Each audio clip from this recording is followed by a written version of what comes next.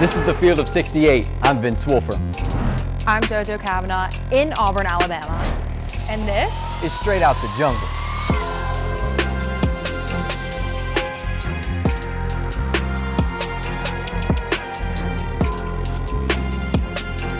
Welcome back to Straight Out the Jungle. My name is Vince Wolfram. And I'm Jojo Cavanagh. And the Iron Bowl of basketball took place in this very arena today in Tuscaloosa, and Auburn remains number one. Number one versus number two matchup. Auburn comes out up on top with a 9-point victory, 94-85. Jojo, a big win for Auburn in Coleman. How crazy was this one from your seat? So he's in Tuscaloosa, I'm in Auburn, and I kind of feel like, although I feel like I wanted to be in Tuscaloosa, I'm also glad I was in Auburn because we have two Auburn fans' perspectives. So I watched it with a bunch of Auburn students, and just it was going crazy. I mean, just alone when those back-to-back threes in the first few minutes, and Auburn takes that lead, and then just the ending where it's tied and it's going back and forth. This has everything you want in a college basketball game. Number one versus number two in the SEC. Not only that, it was a rivalry game. You can just, it was chills, talking about it. It was such a good basketball game, and it's not even March.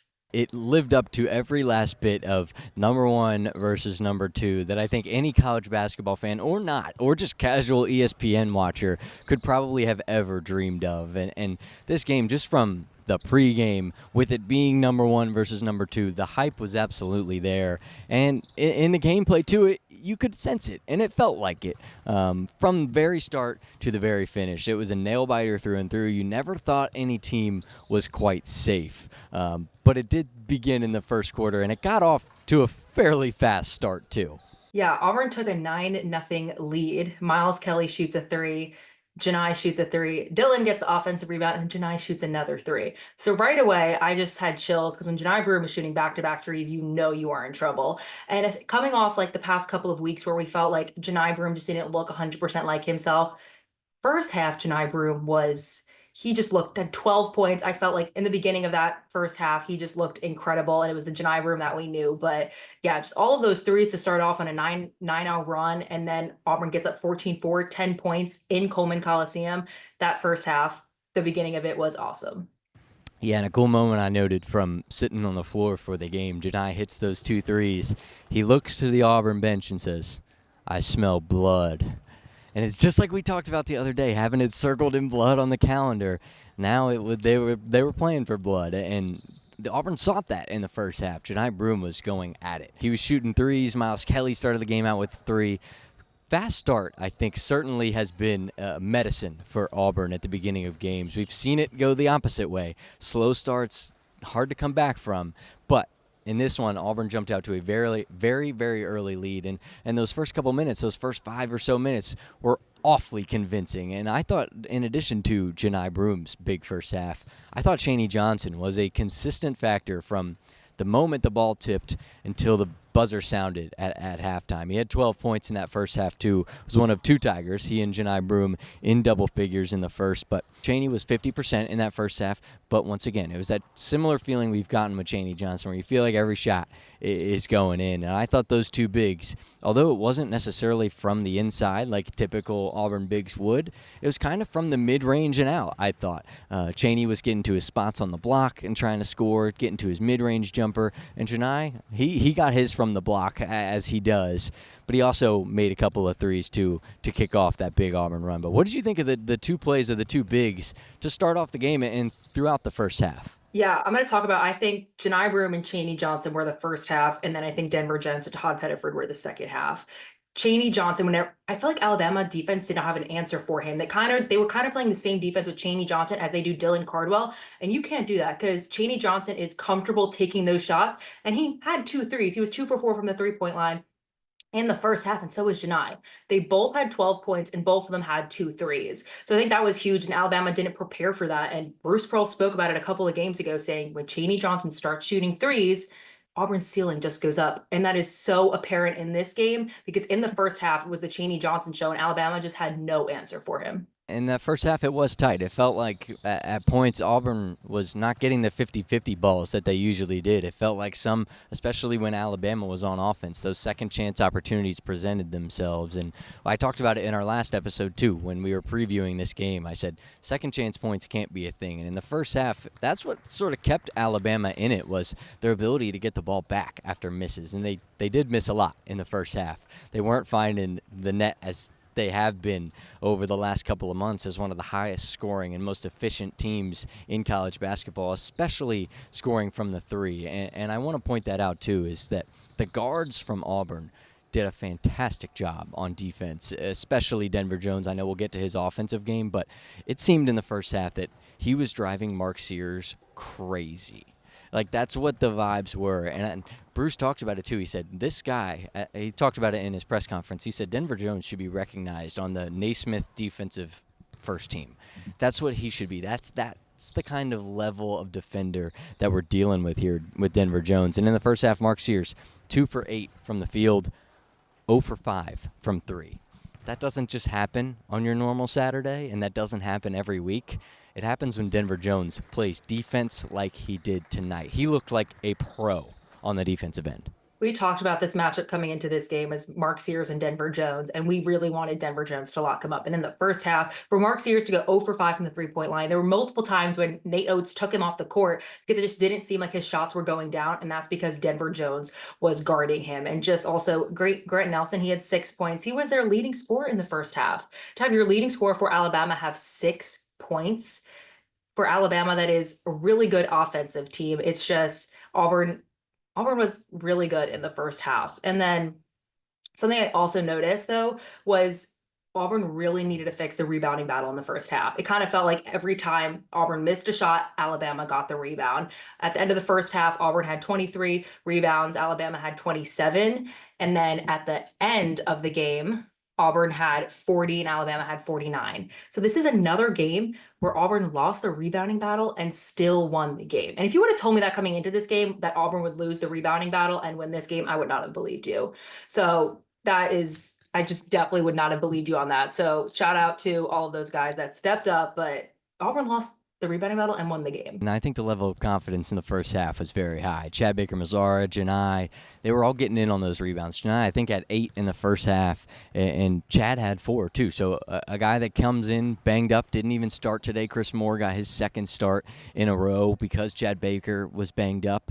He came into the game and he felt confident from the jump. There was times he looked to the bench like, give me the ball. Like, I'm feeling good. And it was that little moment in the later first half when Janai started to get a little frustrated. His shots weren't falling as they usually were. Chad Baker wanted that rock, and seeing that confidence sprout from not only Chaney Johnson, who was hooping at the time, Janai Broom, who started the game out hot, Miles Kelly, who started the game out hot, Denver Jones as well, to see Chad Baker's confidence, despite being banged up, come to fruition, and you could see it on his face. You could tell from what he was saying, like, Stephen Pearl, run some off. Like, that's what it looked like. It was like, come on, bring some offense to me. Like, I want to go. Seeing everybody in go mode in the first half was awfully convincing if you were going to pick a victor in the first half. And I thought that was so telling of Chad Baker-Mazara in the first half. Yeah, there was one point where Alabama was on a 9-0 run, and Chad Baker-Mazara had a 3 to kind of cut that off. And I said before how I felt like the first half was Janai Broom, Chaney Johnson, second half Denver Jones, Tahaad Pettiford. I felt like Chad Baker-Mazara was the even of both halves. He had 8 points in the first half, 7 in the second half. I mean, how many Tigers? I think there were 6 Tigers in double figures. So just Chad Baker-Mazara just equalizing it first in the second half. I thought that even though he wasn't really defining either one of those halves, he was the consistent piece for Auburn.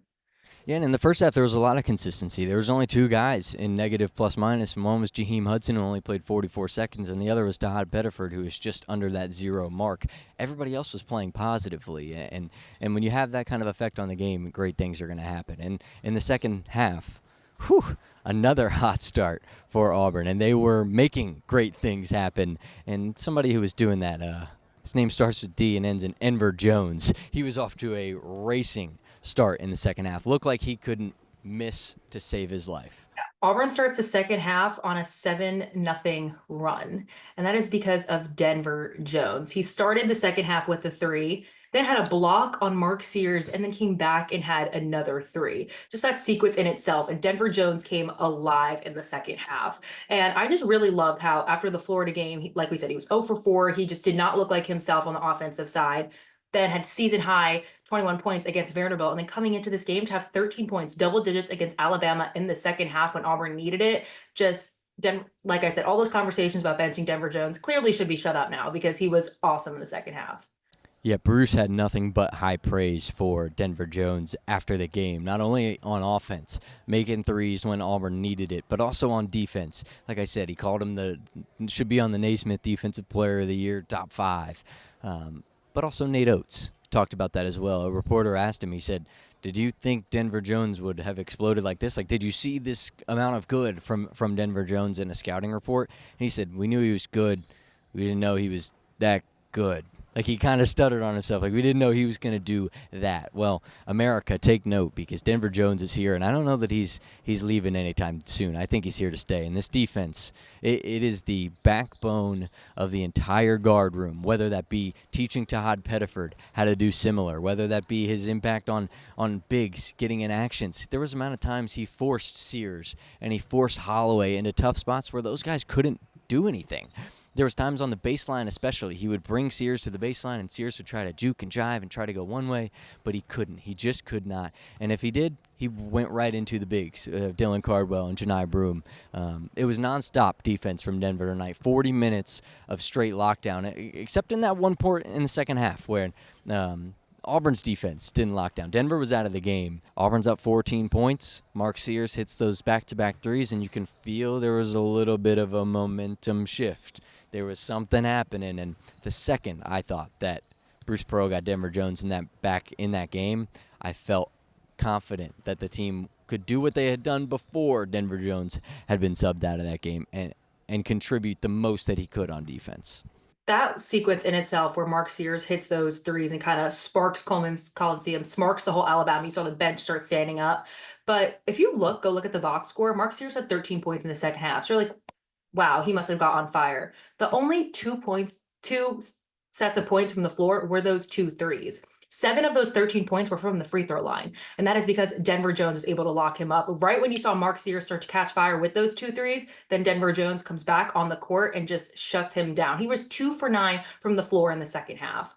So we looked forward to this Denver Jones-Mark Sears matchup, and I feel like it lived up to every single expectation because Denver Jones was incredible offensively and also defensively. And we wanted a good game. And so seeing Mark Sears have that little spout kind of gave Auburn a little bit nervous, but it also just made this game so much better because in the end, Auburn comes out with the win, but just then Denver Jones coming back on the court and kind of locking him up was huge because Mark Sears is one of the best point guards in the whole entire college basketball and SEC.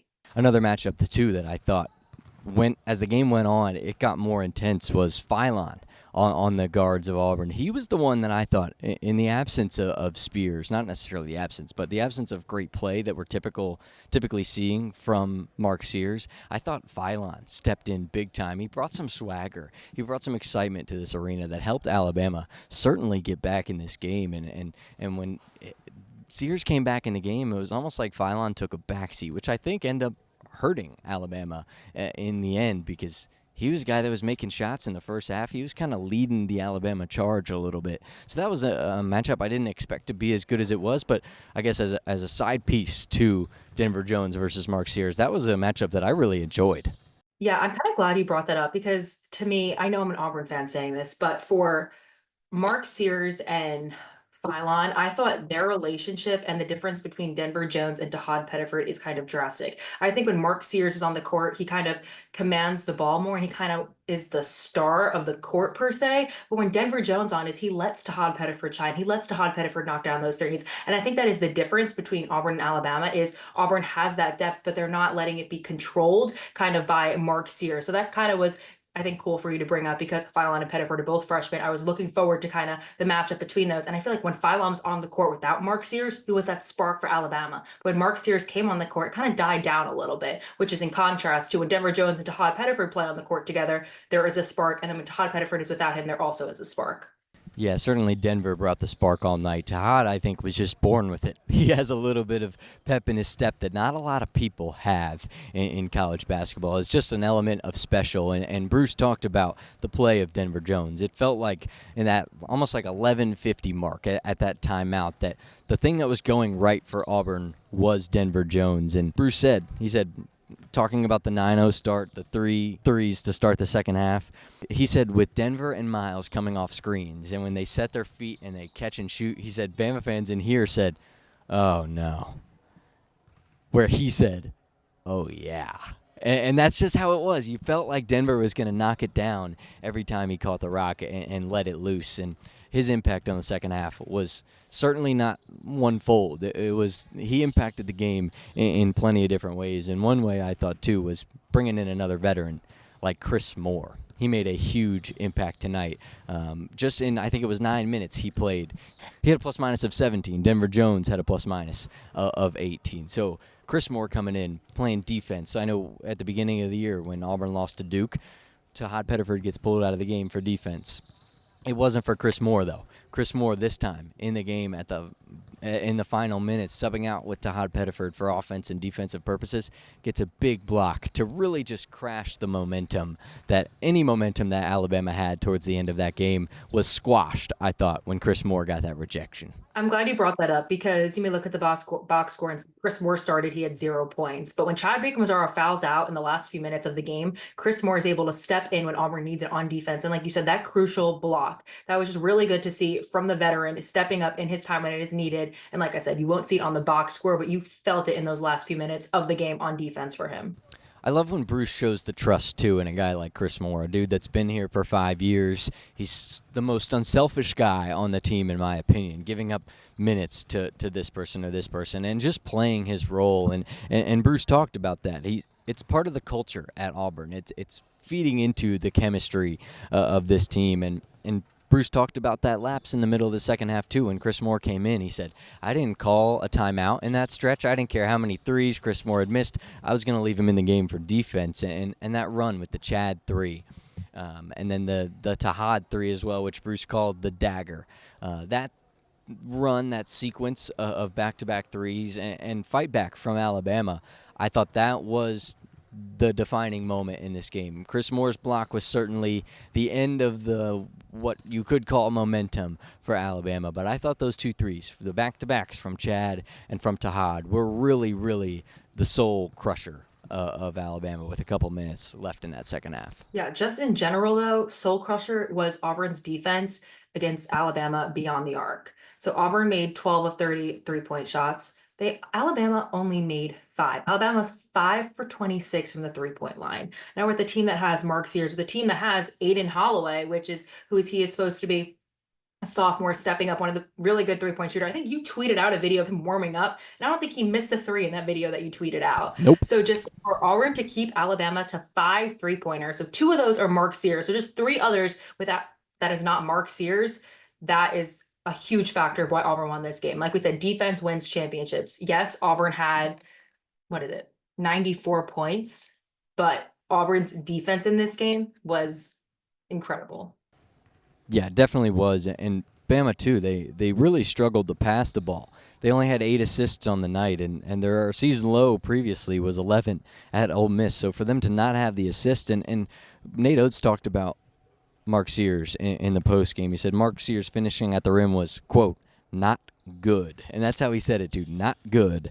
He was 2 for 11 from 3, 2 for 6 at the rim, and he was the culprit of that second half run. Once he got those 2 threes to go, the momentum started to shift. But he said, Nate Oates said something along the lines of, sometimes he may need to get 10 assists. We didn't even have that as a team tonight. The ball wasn't moving well, period, for our entire team. So he wanted, I think, a little bit more playmaking, not only just from the scoring aspect of it from Mark Sears, but a little more everywhere else. And that seemed to be what Bama lacked a little bit. That Auburn did provide in this game was the teamwork. That chemistry aspect is something that I noted. And you were just bringing up the Mark Sears 3 that tied the game. And that was right after Janai Broom kind of aggravated his ankle. So I know Auburn fans watching it kind of were a little bit shooken up by that. No ref blow to us or anything, because then Mark Sears comes in and has a 3, and then Alabama ties it with a dunk. But who comes in transition and automatically makes a three is Tahaad Pettiford. I thought Tahaad Pettiford in the second half was really, really, really good. He had 11 points in the second half for only having 2 points in the first half. So it kind of felt like whenever Auburn needed a basket, Tahaad Pettiford was it at the second end of the second half. In the beginning of the second half, I thought it went to Denver Jones. And in the second half, Tahaad Pettiford really showed his impact on this game. So I thought that was really cool to watch. Yeah, I'll tell you what, I had to text myself my thoughts so I could tell the viewers about him on this one. And at the 6:30 mark, it was a 3-point game. I texted myself unbearably back and forth. Sears is alive, CBM and Tahaad answer. Period. Send. That's what I had in my notes, and that was enough of an answer, I think, for Auburn on that run that Alabama was making. And it was a time Janai wasn't able to get going. He seemed to try to be convincing and winning over the officials to get some more calls because he is a National Player of the Year candidate. But it was a time where he wasn't really going, and you looked to see where that other basket would come from. Certainly came from CBM on his three, which was just a shot clock kind of running down, and CBM just decided, all right, I'm going to pull this. And then Tahaad's was in transition, I believe, right?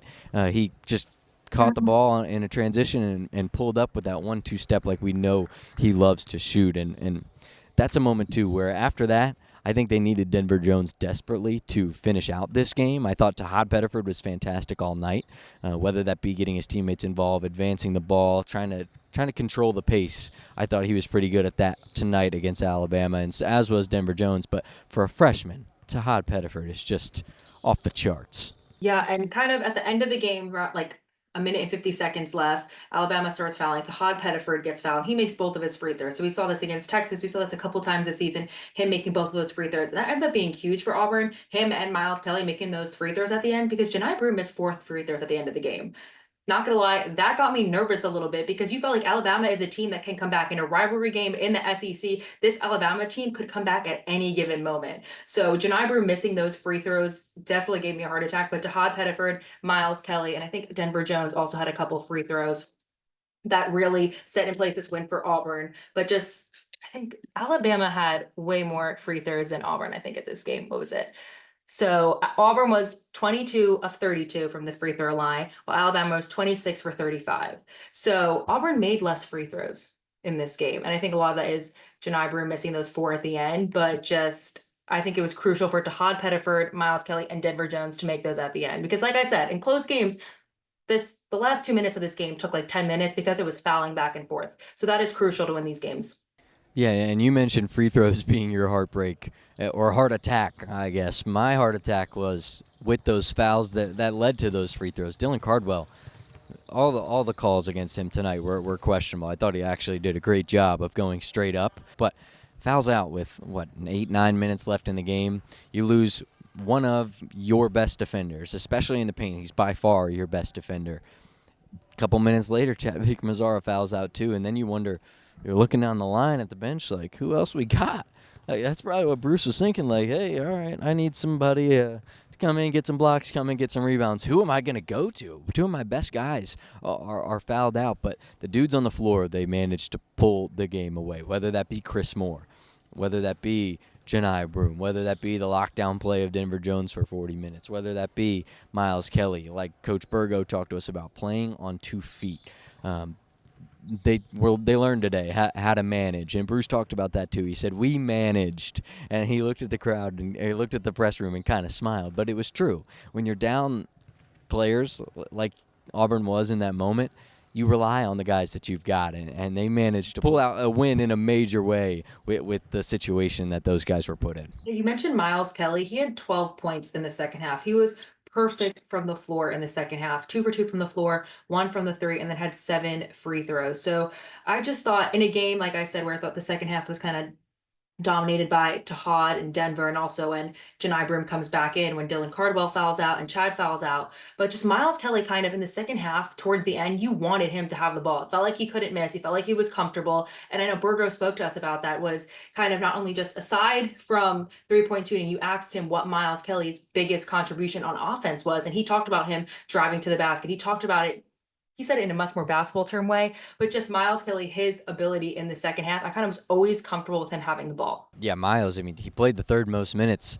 on the team today for a reason. He's a guy that the coaches trust, and he's a guy that, as we've seen all year and that I've mentioned a handful of times, is increasing in every category and has become a guy that these coaches are stable with in the game. It's not a guy they have to coach very much. They expect him to do the right thing. And another guy, too, that I know we give him a hard time because he's a National Player of the Year candidate, and when things don't go his way, he lets the people know. Janai Broom tonight, I thought, was a major reason as to why Auburn won. 14 rebounds, first of all. That's impressive nonetheless. And he finished with 11 defensive rebounds, 14 total, 19 points on the day. He was Auburn's leading scorer. It's a recurring theme for this Auburn team. Everybody doesn't always have their best game every night, but Janai Broom also gets 20 every night. So there's one Tiger who has great games every night, especially on the stat sheet. Tonight it was Denver Jones, it was Chaney Johnson, it was Tahaad Pettiford, and at the baseline of it all, the National Player of the Year candidate, Janai Broom. Auburn had 6 players in double figures tonight, led by Janai Broom, 19 points. Denver Jones had 16. Miles Kelly had 15. Chaney Johnson had 14. Tahaad Pettiford had 13. And Chad Baker-Mazara also had 15. But to the Janai Broom point, I just think 19 points, 14 rebound, 6 assists in the hardest game of the season, right? Number 1 versus number 2 in Tuscaloosa against and on a bad ankle. We thought he wasn't even going to play the rest of the second half. He ends up coming back in. And I think Cooper Flagg is incredible, but I just don't get after this game against number 2 Alabama how you do not think Janai Broom is the National Player of the Year. And I've seen that all over Twitter tonight after this game, just because I think the competition in the ACC isn't as high, and Janai Broom is performing stats like this against every opponent in the SEC. And against Alabama, nonetheless, have 19 points and 14 rebounds.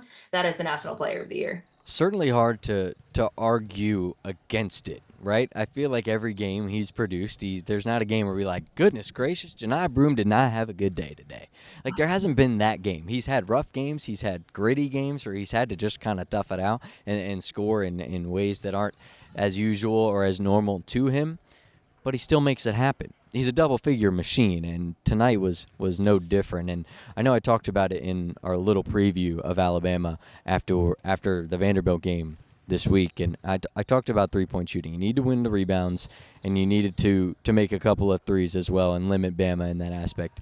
Looking back on it, the good take by me, I guess, because Auburn, they shot 54% from three.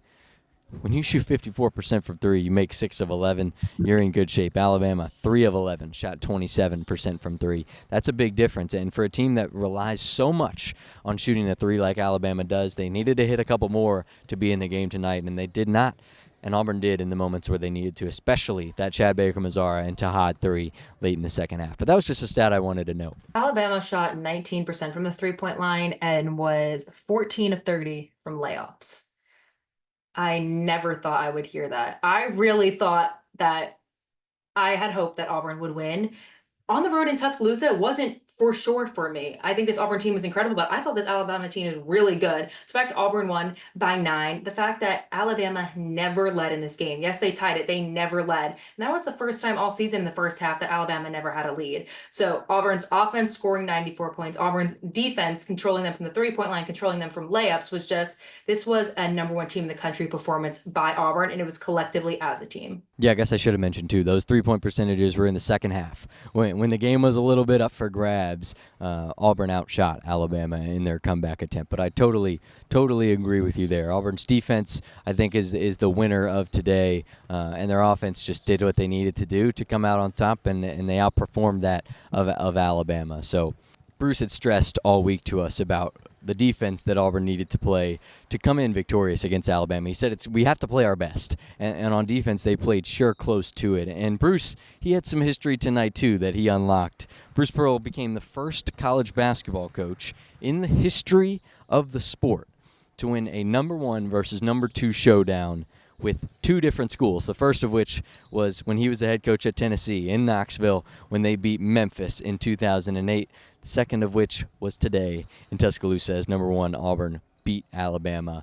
here today. So history unlocked for Bruce Pearl, and he was no stranger to letting the state of Alabama be on the grand stage. He also is the first coach to win the top 2 AP teams, like win the matchup on the road.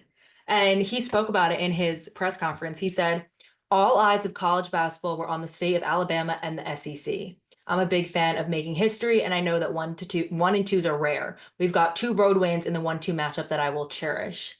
And I just thought that was really cool coming from Bruce Pearl, who is a National Coach of the Year candidate. Just one of the first things he says is not bringing up Auburn's win, not bringing up his team even, just bringing up college basketball and the state of Alabama in general. Like we said, Auburn loves Bruce Pearl. The state of Alabama in general is Auburn, Alabama. Like we mentioned last week, that in the Alabama preview is mainly a football state. The rivalry of the Iron Bowl is known to be a football rivalry. And I think this game could have just transcended that. The fact that in his opening statement in the press conference, he speaks about how all eyes in college basketball are on the state of Alabama. That is really cool. And that just shows Bruce Pearl's character bringing that up right away. And it shows how far the state has come, too. There was a time where Alabama and Auburn were both very, very bottom of the SEC. They were not historically great basketball programs, but these 2 coaches, I'll give both of them credit. Bruce Pearl and Nate Oates have come into their respective programs and turned them around completely. A complete change of the dynamic of this program and the future of it as well. So a big night for Bruce with history and also just for, like you said, the state of Alabama, transcending the state of Alabama, being on the national stage, and showing what his team can do and the amount of fight that he's instilled with them and how it paid off today. And I think what's also really interesting is that these teams play again in less than a month in March. Nate Oates and the Alabama Crimson Tide will come to Neville Arena in March in the last game of the regular season. So Janai Broom's last game in Neville Arena, Dylan Cardwell's last game in Neville Arena, Chris Moore's last game in Neville Arena, and who knows who else. So not only will it be senior day honoring all those players, but a rematch in Neville Arena. We wanted a rematch of Duke in Neville Arena. So now we have, even though we won this game in Coleman Coliseum, I think this game is going to be probably even better because we won this game in Coleman Coliseum, because Alabama is going to fight even harder to not get swept by Auburn. And I know the last time I think Auburn swept Alabama was our freshman year with Jabari and Walker. And I remember Bruce Pearl bringing out that huge broom. So hopefully we'll have a full circle moment where it's now our senior year, but I think that game just got even bigger after tonight. And I think you add a little extra fuel in the fire when you talk about what happened in Coleman Coliseum today. I don't know how much they showed on the broadcast. I haven't been able to see it yet. But there was a point in the game where 2 beer cans were thrown onto the court. I don't know what you guys caught in the broadcast, but 2 beer cans thrown on the court during gameplay. And there was a foul called, and once Nate Oates heard that you could get a technical for this, he got on the PA mic. He put the headset on, and he said, to the student section, which was basically right to my left, he said, hey, we can't do this. In a game that's this close that we're trying to win, we can't afford a technical. Knock it off. And then he said in his press conference, he said there was, I think, 1,300 or 13,500 people here tonight. He said 13,499 of them behaved. So adding a couple extra nicks on the chart there definitely brings some more fire to that March matchup between these two very highly touted teams. We saw just on the broadcast Nate Oates on the microphone. We didn't hear what he said or the beer cans thrown, but then also we saw Chad Baker-Mazara get into it with Alabama fans. I know there is a lady going viral over Twitter with arguing with Chad Baker-Mazara. So it really was a rivalry game. Auburn, Alabama. You don't really get a rivalry game without a flagrant foul. And honestly, it sucks. Am I shocked Chad Baker-Mazara fouled out against Alabama? No, I am not.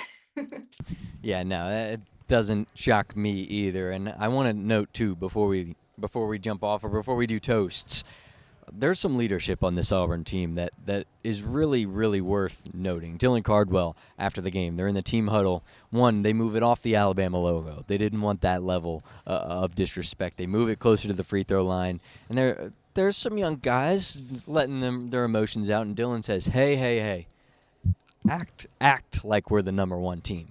And that's so telling to me. And Nate Oates even said it too. He said they played like the #1 team tonight, and we didn't. And that is becoming more and more clear as more top-tier games appear on Auburn's schedule and as more W's appear in the win column. That there's some leaders on this team.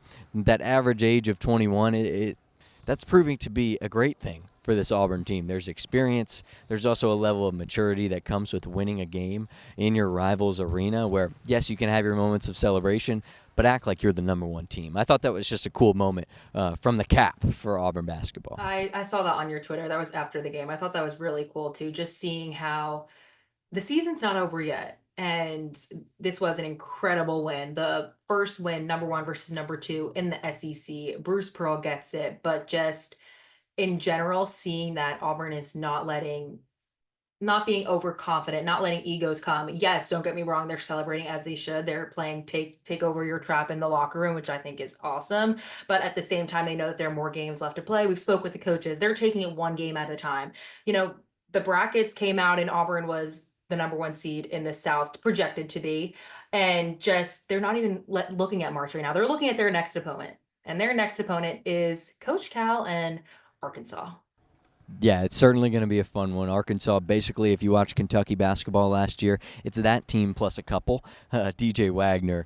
They do have some injuries as well, in addition to DJ Wagner and Vizovic and Aduthiero and a bunch of guys that were key components on the Kentucky team of last year. But they have also some guys that go down. Boogie Fland being the main one that is down for the Arkansas Razorbacks. He was a highly touted recruit, had a great first couple of games in a Razorback uniform before getting injured. But they've been playing solid without him. They're a team that I'm not going to sit here and say Auburn's going to win this game because they're a team that can come in and punk anybody on any given night. Coach Cal winning in Rupp Arena flipped the switch for this Arkansas team. They won in Kentucky, then they beat Texas. Yes, they lost to Alabama, but that was only a 4-point loss.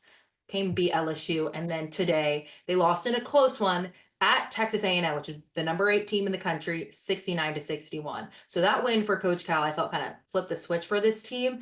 Yes, they have 2 losses since then, but I think this team, I don't think anyone in the SEC should be underestimated. I think we've said this SEC is a gauntlet. So this game is at home on Wednesday. Wednesday.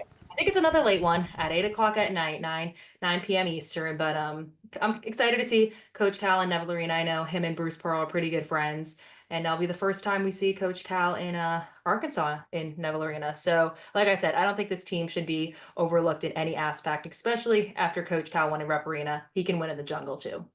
Yeah, I completely agree. Certainly not a team to overlook. Not like there is one in the SEC that you can overlook. Bruce talked about that today. Somebody asked him, is he looking forward to that March matchup with Alabama, that rematch of today's number 1 versus number 2? And he said, well, honestly, I hadn't even thought that far. I was looking at the next opponent, which is Arkansas, later next week, and that'll be a great game. Coach Cal, he's never not presented a challenge for opposing coaches. I know Mike Burgo, who we talked to this week, he's going to be scouting that team tonight and tomorrow, and they'll get back after it on Monday. So if you haven't listened to the Mike Burgo interview too, if you're a basketball nerd, basketball geek, basketball junkie, you will absolutely love every last of the 26-minute interview that we had with Mike Burgo. It's awesome. Check it out. So although Coach Cal and his Arkansas Razorbacks did lose by 8 points to number 8, I think it's about time that we wrap up this episode with toasts. Jojo Cavanagh, give me your toast of the day today.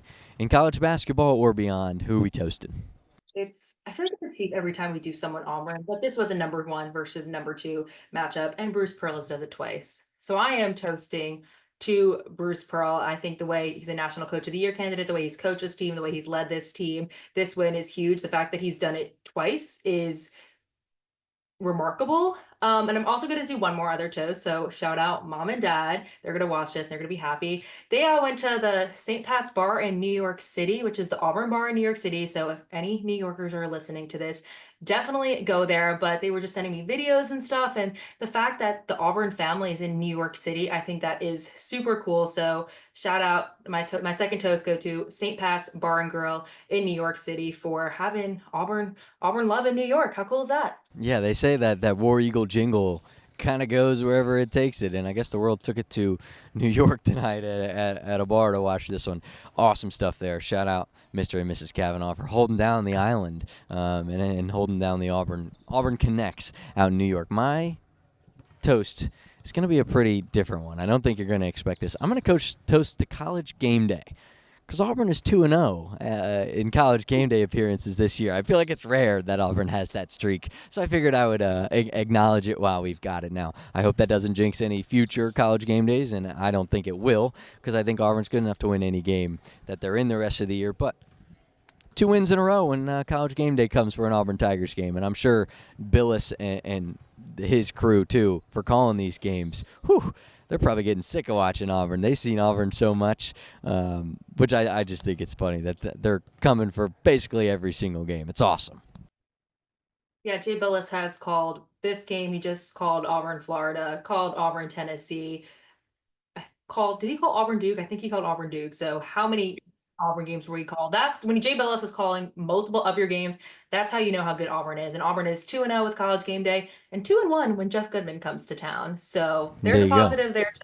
So I guess my toast is Dan Shulman and Jay Billis at the end of the day, because they've been crushing the Auburn games. Add that in to ESPN College Game Day too. Auburn, a good old 2-0 record in game day games this year. We'll take it, right? We'll take it. War Eagle, like Janai Broom said. Exactly. Janai Broom left the press conference room today, and he stood up, and then he came back to the mic and he said, War Eagle, and he looked around like he was doing something mischievous. But I think that's the perfect way to end this episode of Straight Out of the Jungle. A 9-point win for the Auburn Tigers in Coleman Coliseum against the number 2 ranked Alabama Crimson Tide. A great one. Janai Broom signing it off the best way he could with the War Eagle. I don't know if there's any better way to do it than the way he did it right there. That is aura. Let me tell you, he's part of the Aura gang. That is aura. But major Aura gang moment there. Major.